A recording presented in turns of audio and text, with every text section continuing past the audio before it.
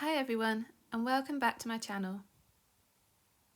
Today I thought you could join me in the studio while I paint a small semi-abstract landscape study using acrylic paint. I'll be chatting about my layering process, why I like to build up several layers in my work, and I'll also share some tips on paint consistency, colour mixing, and how I create a cohesive palette. In this video I've made sure to keep my palette in shot so you can see the full setup, the colours I'm mixing, how I load my brush, and how I adjust things as I go along. I'm using De La Rowney System 3 acrylics, which I really enjoy working with for studies like this. My colours today are yellow ochre, burnt sienna, cadmium red, cadmium yellow, Mars black, burnt umber, ultramarine blue, and titanium white. It's a fairly limited palette, but I find that limitation really helps to keep everything feeling harmonious. So let's start by preparing the surface. Today I'm using thick watercolour paper, and I always like to begin with a coloured ground.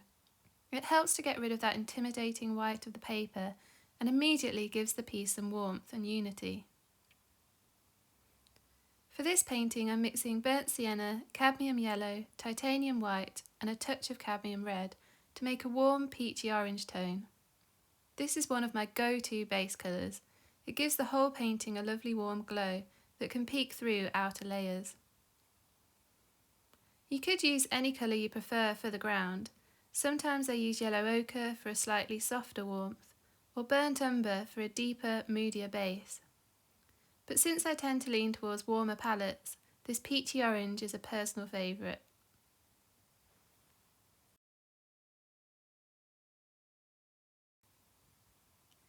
Once that layer is fully dry, we can move on to sketching out the composition.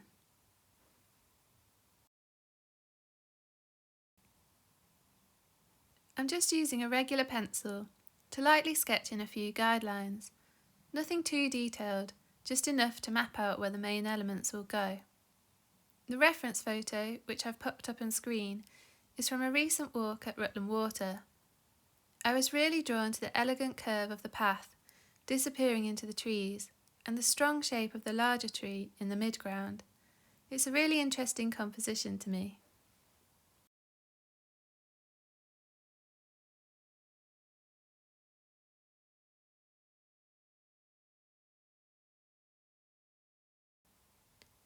Now for the first painting layer. I like to start with fairly thin, watery paint. It helps me to block in the main areas of colour without overcommitting to any details too early on. And it gets the paint moving on the surface, helping me to get a loose feeling. For the darker areas, I'm mixing Mars black and cadmium yellow to get a deep, earthy green. I'll block in these darkest areas first, and then I'll lighten that mix with titanium white and yellow ochre to create a warm, sunlit green for the lighter areas.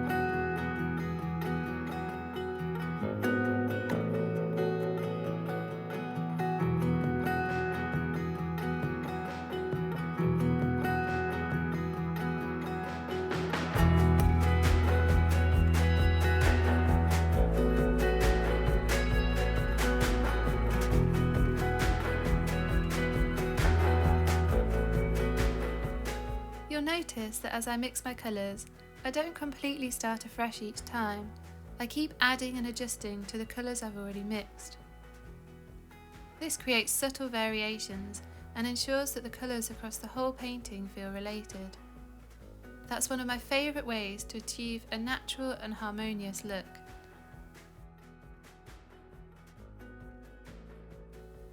For the sky, I'm mixing ultramarine blue, titanium white, burnt umber, and just a touch of yellow ochre. The burnt umber helps to neutralise the blue slightly, so it's not as intense.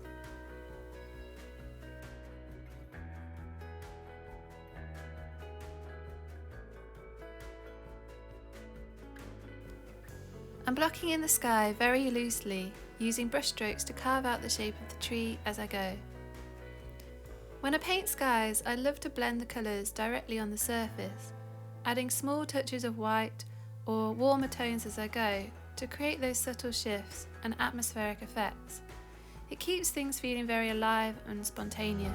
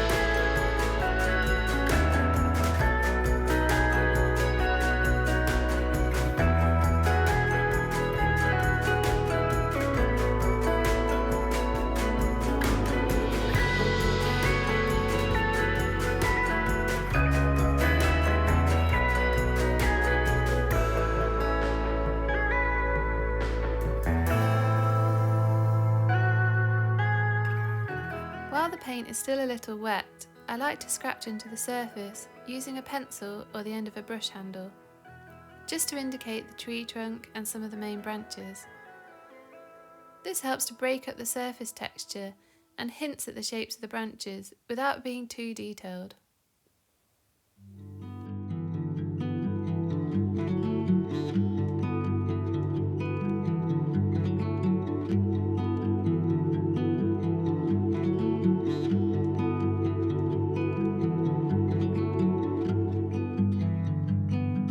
I was on fire, our house, our dreams. We were dancing on a wire, reckless it seemed.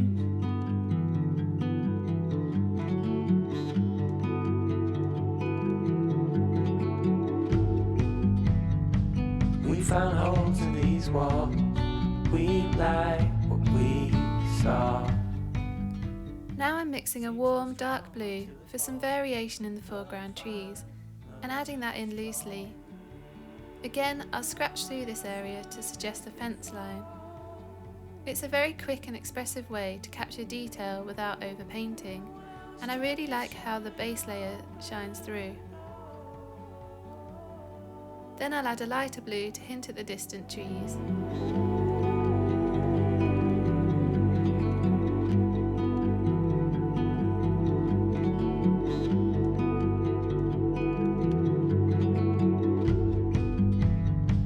Living in a dark, clouded haze, we danced, we fought. We were bound to make mistakes, real love, we thought. But it was always on fire, our house, our dreams. We were dancing on wire, reckless it seemed. I never felt like this before.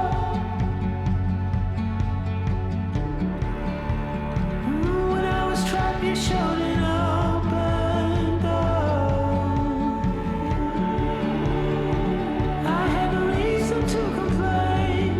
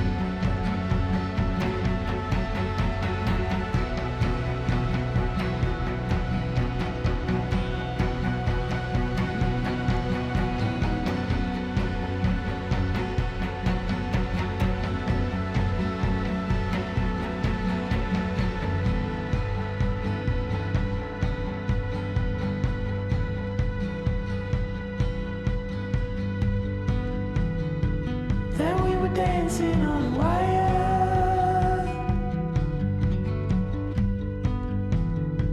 Yeah, we were dancing on a wire.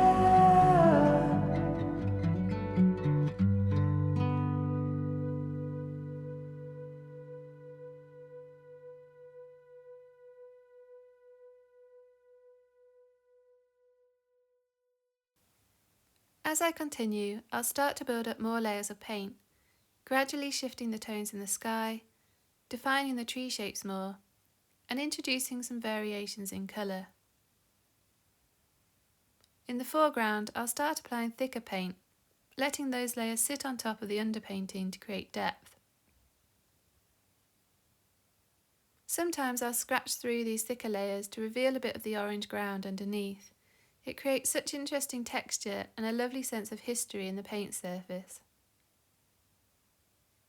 I did find myself getting a bit tight with my brush strokes towards the end, so I should have stopped fiddling, but it's always difficult to know when to stop.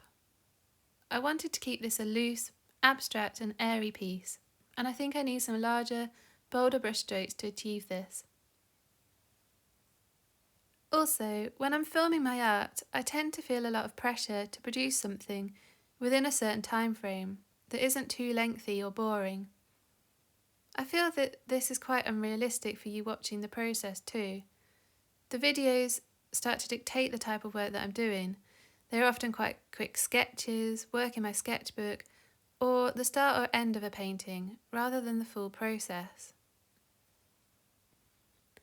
So I've tried to approach the format of this video a little differently to usual. I've set my camera up and I'm filming a painting, but rather than talking whilst I'm painting and explaining the techniques there and then, I'm now doing a voiceover instead. The goal with this video was to try and ignore the camera as much as possible whilst I'm painting. I found that when I'm filming and demonstrating at the same time, it's very difficult to get into a flow state. I'm more conscious about explaining the technique than actually focusing on the brush strokes and how the paint is moving on the paper, canvas or board. Being aware of the filming, my explanation, the lighting, whether everything is in shot, does sometimes distract me away from the actual artistic practice, and it's quite counterproductive at times. I try to be mindful when I am making my art, almost in a meditative state, noticing the atmosphere of the piece and how the brushstrokes can emphasise the mood, but filming this process almost takes me out of that flow state. From time to time, I may put out a longer format video like this, where I've just been enjoying painting and having you here with me, watching in on the process. Perhaps with a little chatty discussion on an arty topic over the top. I'll obviously still be sticking with the usual demonstration videos too, but I would really love to know if you've still enjoyed this longer, fly on the wall style video, so please do let me know in the comments below.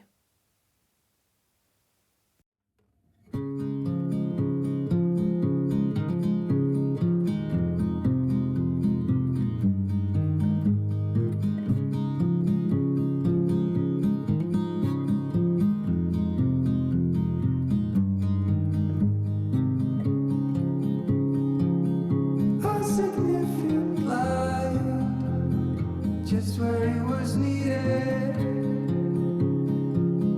gleaming black as night, cloistered in injustice, dead in the eye of time. Nobody is losing, faces merge and change, but your face remains the same. The swallows will be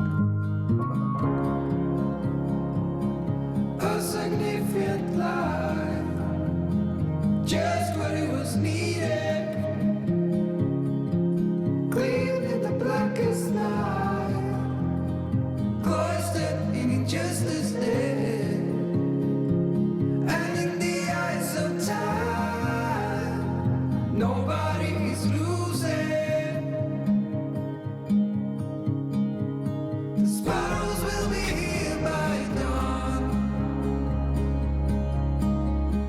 When we find this over, they'll be gone. The trees will bloom and ice will melt. We'll always remember how it felt.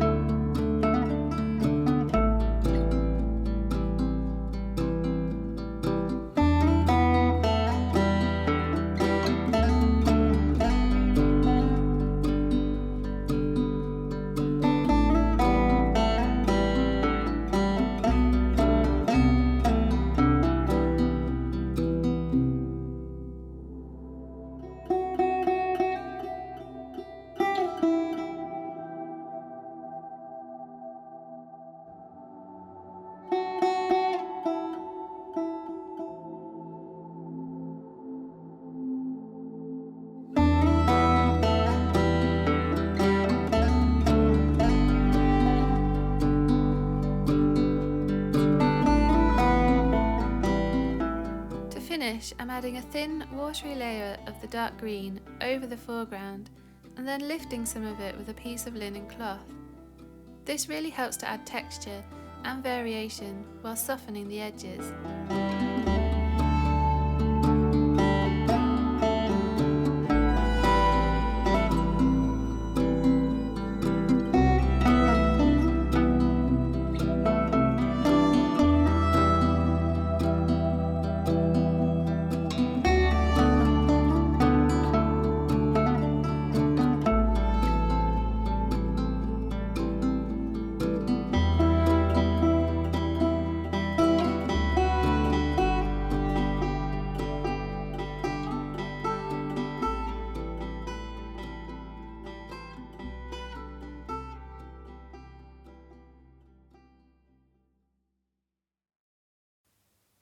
Finally, I'm using a Derwent drawing pencil to sketch in some final details of the tree trunks and a few branches. I really like how that warm orange from the first layer still glows through in places. It gives the whole scene a gentle warmth, like late afternoon light.